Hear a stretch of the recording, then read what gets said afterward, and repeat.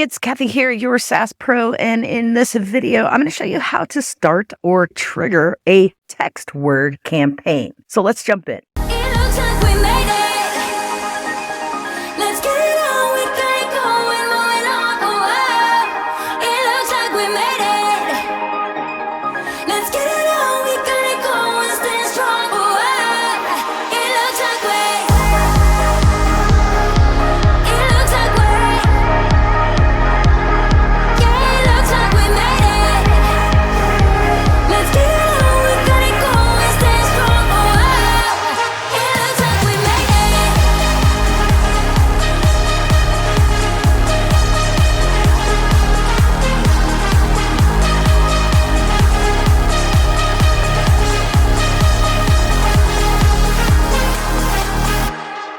The first thing that you're going to want to do is go to your automations and select create a workflow. We're going to create a workflow from scratch. We're just going to select continue. And the most important thing when creating a text word campaign is adding the text word to the associated phone number as a trigger. This is going to ignite your campaign. It's going to allow you to have an endless SMS workflow, and I'll show you a couple of ideas that you can do going forward. Let's set up that trigger to ignite that text word campaign. First thing we're going to do is we're going to add the trigger, and we're going to look for the customer replied option. When you select the customer replied option, now we want to set the trigger of where did they reply from. So we want to look for reply channel, and then we want to look for SMS. The customer replied to the reply channel SMS. Now let's dig a little bit further, and let's say the phone number that they replied to is, you're going to select your phone number on your account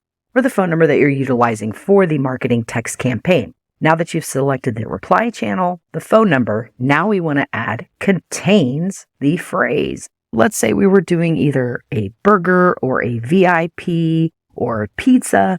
This is where you would put that word. I'll do pizza because that's my favorite.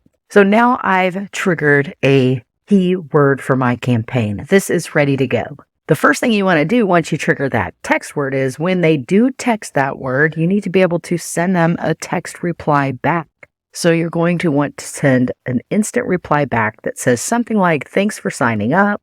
And we'll just do send SMS. And this is where you would put your thanks for signing up for whatever, the VIP, the burger, or whatever campaign you're doing. Now you've got the trigger with an automatic reply. Now, this is where you can add tons of different actions. Mostly, you're going to be sending them SMSs, so you'll be able to add more SMS texting. Now, what you can do is you can add a wait step, let's say for 7 days, and you can send a text message to them every 7 days or every Friday or whatever it is based on your campaign. Another thing that you can do that's really fun is add what we call an event date. And this is what I like doing for special promotional campaigns.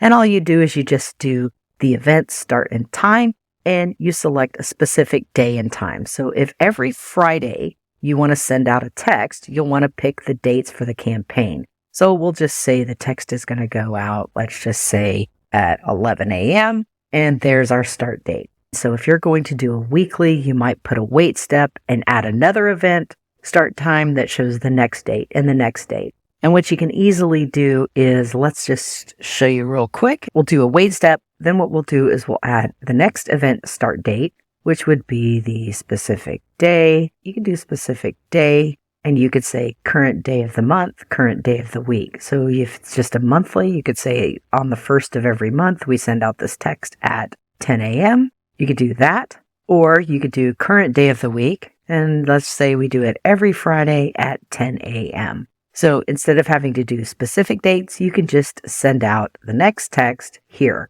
There are tons of actions that you can add inside of your workflow. The most important thing is to set the trigger right. Remember, reply channel, SMS, in the phone number you decide to use, and contains the phrase, the word that you want them to text to that specific phone number. And as always, don't forget to save your workflow and publish your workflow in order for your workflow to be live. Thanks for watching. I'll see you on the next video.